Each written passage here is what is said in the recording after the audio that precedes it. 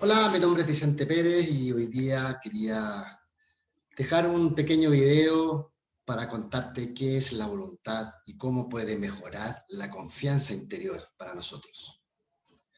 La voluntad podría llamarse que es un tipo de músculo que me permite empujar una acción desde un punto a un punto B. Lo que tantas veces hablamos como ese estado deseado. Sin embargo, ese estado deseado merece de alguna u otra manera una distinción positiva, porque es un deseo y el deseo es una energía movilizadora. Entonces, cuando yo activo la voluntad como trabajo, como ejercicio, como entrenamiento, estoy de alguna manera orientando el pensamiento hacia lo positivo. Pero ¿cuál es el problema y la paradoja en esto? Que muchas veces el resultado esperado no es lo que yo quiero. ¿Y qué es lo que ocurre ahí? Que cuando yo digo que voy a hacer A y hago B, ese 75% de mis acciones inconscientes gana de alguna manera, en ese dije que iba a ser A e hice B, gana una ganancia negativa que se almacena como desconfianza, se clasifica como desconfianza interior mía. Y eso es tremendamente complejo, porque cuando uno dispone hacia la voluntad, debiera siempre buscar el estado deseado. Y como el estado deseado no se cumple, termino por generar una fuerte frustración. Y esa frustración me genera de alguna u otra manera un desazón y un desequilibrio en lo biopsicosocial. ¿Y por qué es tan importante hablar del concepto biopsicosocial? Yo lo explico a veces de manera un poco más metafórica, podríamos decir. Como por ejemplo, yo digo que es un trébol. La vida es un trébol. Tengo una hoja acá, que es mi parte personal, que en tiempo yo sé que no pondera lo mismo, pero en importancia nuestra vida debiera tener ese equilibrio biopsicosocial. Entonces, esa parte personal debiera pesar un 33%, donde están mis actividades que yo hago. Después en el centro tenemos la familia, ¿cierto? Súper importante. Y lo que son nuestros padres, nuestros hijos, en el caso de que tengamos, o de nuestros amigos o gente cercana que yo considero de un vínculo cercano emocional. Y está el área laboral. Pero muchas veces en la búsqueda de ese estado deseado, algo de esto se desequilibra. Entonces, aprovechemos que estamos en marzo, y día es 9 de marzo de 2021. En Chile prácticamente ya llevamos, para términos de redondeo, llevamos prácticamente un año en un estado distinto, un estado donde hemos habitado un entorno. ¿Por qué voy a hablar sobre esto? Porque la mirada al pensamiento positivo también supone y exige un plano, una estructura de pensamientos orientada a ser algo absolutamente positivo. Entonces, cuando yo miro en perspectiva lo que pasó el 2020, en una mirada de la orientación al pensamiento positivo, estaré buscando recursos, explorando qué recursos y qué aprendizajes incluso de las situaciones negativas. Incluso esas situaciones que me dolieron, que me dejaron ciertas improntas. Pero si soy capaz de disociarme y mirarlo en perspectiva, la disociación también genera desde la PNL una capacidad de abstraerse y sentir y aprender distinto. La hipnosis es disociación. Entonces exploro hacia el pasado y digo, bueno, para no caer en un ejercicio individualista, les propongo hacer un ejercicio un poco más junguiano y hablar de los arquetipos, porque eso nos representa a nivel universal en este inconsciente colectivo que Jung ha hablado, ¿cierto? Bastante interesante. Entonces, cuando uno mira esa perspectiva, uno dice, ¿qué aprendí como padre, el arquetipo del padre? ¿Qué capacidad tengo de haberme dado cuenta? Y en mi caso fueron muchas cosas. Fue haber vuelto a vivir con un hijo que hace muchos años que no vivía con él. Fue aprender de alguna manera a compartir espacios. Tuve que aprender a, por ejemplo, a avanzar en la tecnología para poder ser esa persona que hoy día está hablando acá. Y en esa curva de aprendizaje tuve muchos tropiezos. pero como padre aprendí muchas cosas. Aprendí a valorar los espacios, aprendí a valorar a los amigos.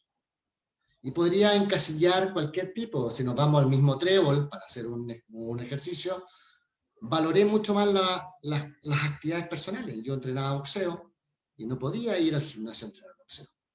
Entonces me tuve que adaptar. Pero aprendí a valorar el boxeo. Aprendí a valorar, quizás darle un valor distinto a ese ir a entrenar entre una sesión de PNL hipnosis y otra. Entonces, cuando empiezo a explorar estos recursos, son súper importantes para el estado deseado. Entonces, acá hay un ejercicio que es súper interesante. Desde la programación neurolingüística, existe un modelo que se llama buenas condiciones para la formulación de resultados, o también conocido en otras escuelas, de otras asociaciones internacionales, se conoce como estructura de resultados. ¿Y qué es lo que es la estructura de resultados? Para los que no conocen PNL, es un sinnúmero de pasos que me permite establecer ciertos criterios que la mente humana decide para tomar un paso de una dirección A a un punto B, ¿cierto? Y esa dirección hacia el punto B es una dirección que tiene que estar orientada hacia lo positivo. Eso es súper importante, porque me tiene que permitir activar el deseo. Acá, lo mágico de estos modelos, o de esta técnica en realidad, de trabajo de la voluntad desde la PNL, que les estoy explicando acá y que lo ha desarrollado tanto con muchos pacientes, genera este impacto súper positivo. Entonces yo aprovecho esa energía, ese flow, ese fluir, esa sensación kinestésica que existe en el cuerpo, para disponerme en un estado anímico positivo. Porque cuando la mente está abierta hacia lo positivo, todo explota. Yo me puedo acordar de algo positivo, los invito a hacer ese ejercicio, recuerden una situación positiva, cierren sus ojos y se van a dar cuenta de que efectivamente pueden hasta llegar a sentir los olores, la temperatura de ese lugar, las características, recordar quiénes estaban, qué hora era, si había harta luz o no. Puras características o modalidades y submodalidades características de ese recuerdo, ¿sí? Entonces, súper importante porque al disponer esa energía positiva hacia adelante, ahora digo, bueno, dentro de ese modelo de estructura de resultados, hay un paso que se llama la dimensión. Y hago harto hincapié en esto porque la dimensión tiene que ver con calibrar los recursos o competencias, esto también aplica para el mundo organizacional, qué competencias o qué recursos tengo en función de la meta. Si yo pongo una meta de que todos debemos correr 10 kilómetros, lo más probable es que no sería posible desde un punto de vista estadístico, porque en todo grupo de rango, en donde toda muestra tiene una distribución, ¿cierto? Entonces sería muy raro, y para eso uno trabaja con la voluntad, quizás para llegar a estándares mejores, y moverse en la curva hacia más recursos, hacia más estados deseados, pero positivos. Entonces la dimensión, si imaginamos que es un cuadrado, o sea, perdón, un rectángulo, a su derecha está la angustia. Significa porque la meta es mayor a los recursos, y los recursos son estos que fuimos a explorar en el 2020, mis aprendizajes, mis capacidades, mi capacidad de traer estos recursos para ampliar el mapa. Ese mapa tan importante para saber si yo voy a viajar al sur de Chile o a cualquier parte, hago un cálculo de recursos, no puedo llegar y partir. Pero ¿por qué nos caemos, nos tropezamos hacia la meta con una tremenda energía, pero sin las herramientas o recursos necesarios? Porque como bien dice Heidegger, nosotros vivimos en un estado proyectivo, el ser humano es proyectivo. Y desde la proyección aparece lo que el mismo Heidegger dice, el estado de caída, ese estado permanente en donde debo estar ocupándome, y la pérdida del Dasein se va hacia adelante. Y esa pérdida tiene que ver también con la relación anímica con otros, que tantos autores hablan, como Max Scheler y otros. Entonces, interesante, súper interesante. Entonces, el óptimo en esta dimensión es cuando las metas son iguales a los recursos. Entonces, si no soy capaz de hacer un inventario, no puedo calcular mi meta. ¿Y qué pasa cuando en el cuadrante izquierdo, por lo menos mío, está el aburrimiento? Significa que la meta es demasiado pequeña para los recursos que tengo. Entonces voy a poner un ejemplo súper simple. Si una persona, por ejemplo, quiere dejar de comer tortas, porque cada vez que va a un evento, a algún cumpleaños, termina comiéndose 4 pedazos de torta para hacer el ejercicio súper exagerado. ¿Cómo yo soy capaz de pedirle a esa persona, decirle quizás esa persona pueda tener lo que yo le llamo como un flash de kinestesia, como una inspiración, algo que incluso es como que de alguna manera recobra su dasa en su razón de ser, logra tomar conciencia sobre su estado en el mundo, su relación anímica con otros y con cosas y con situaciones. Y desde ese estado generar estos recursos. Entonces, si esos recursos son muy aburridos, como decíamos, la verdad que la meta no va a ser muy entretenida, que digamos, ¿te fijas?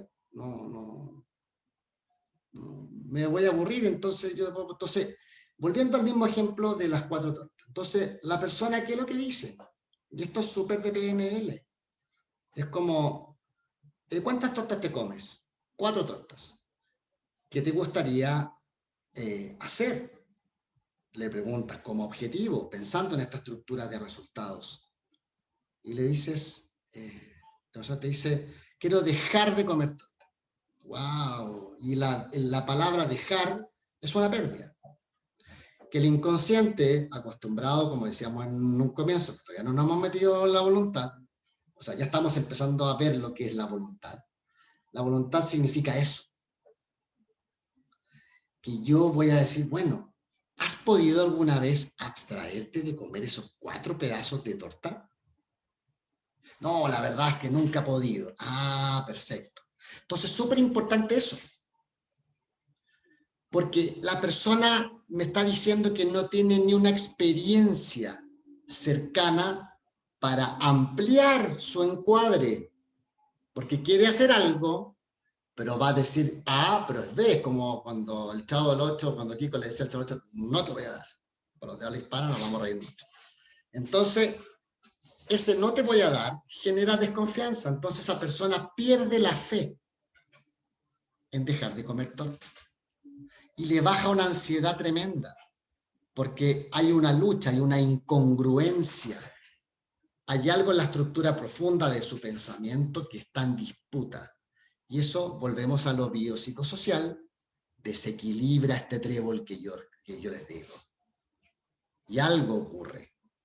Entonces, cuando yo planifico la voluntad, ¿cómo voy a entrenar ese músculo? Le digo, oye, ¿y tú serías capaz de no dejar de comer torta, sino que tu meta en positivo, ser, me gustaría controlar el consumo de torta? Ya tiene una connotación positiva que el inconsciente lo toma, la mente se abre, hay más recursos.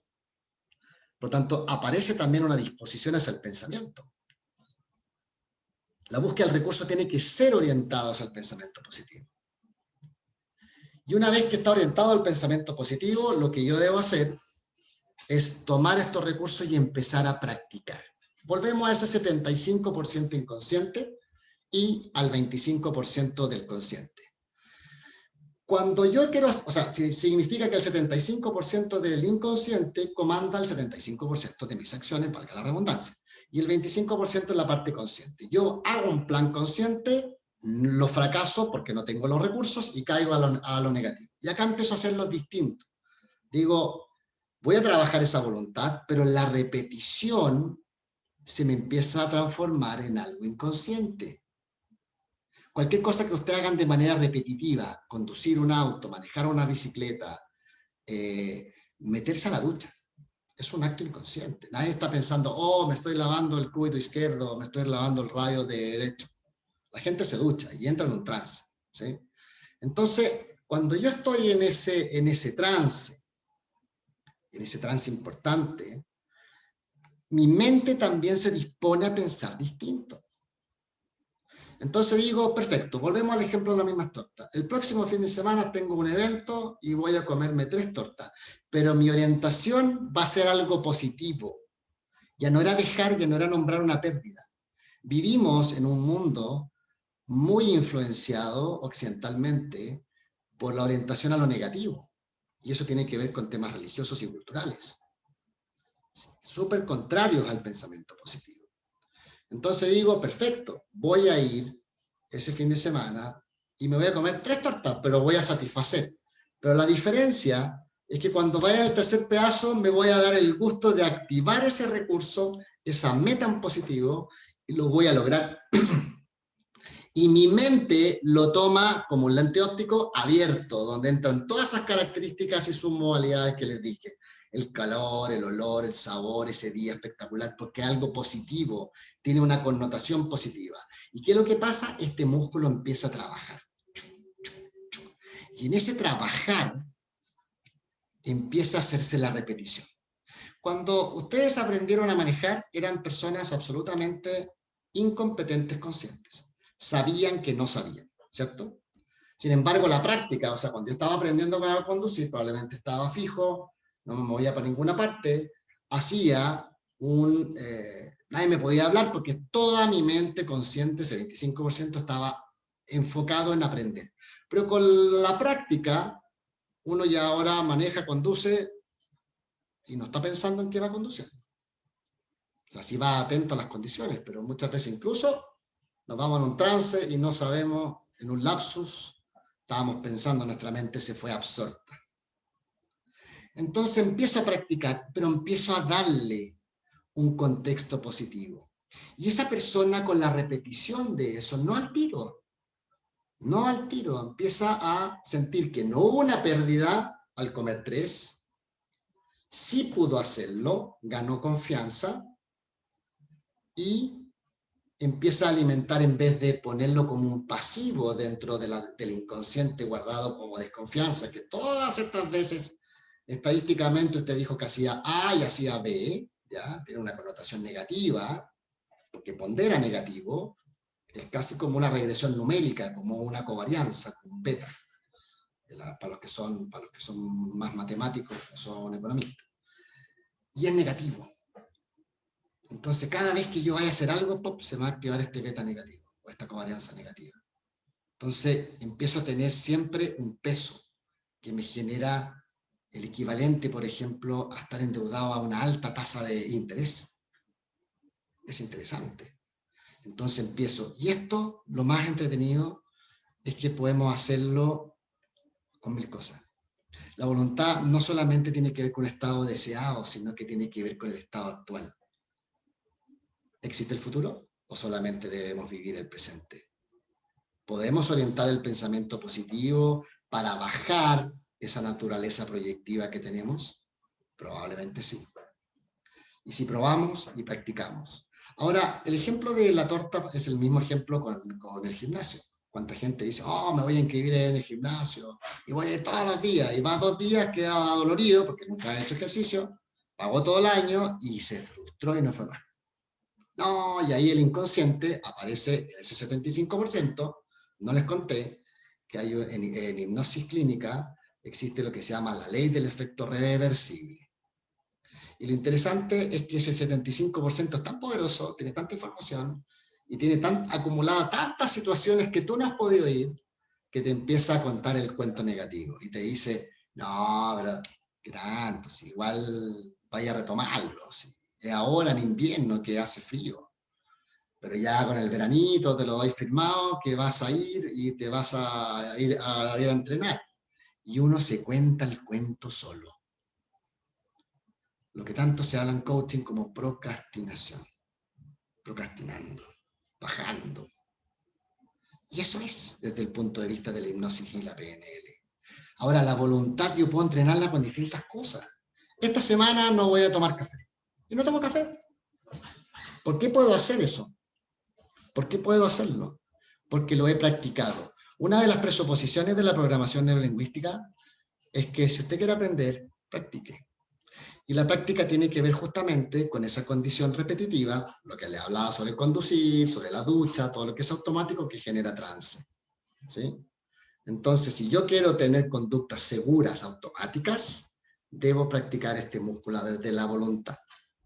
Para cerrar, quiero contarles que la confianza, según Stephen Covey, autor del libro El factor confianza, dice que la confianza es lo que espera de uno respecto a sus competencias. Y las competencias las miraremos solamente como conductas o competencias técnicas, o también podremos llamarlos recursos para nuestra mente. Te dejo esa gran pregunta, te dejo un fuerte abrazo, mi nombre es Vicente Pérez, sígueme en mi canal de YouTube y en Instagram, Vicente Pérez Mardones. Cuídate.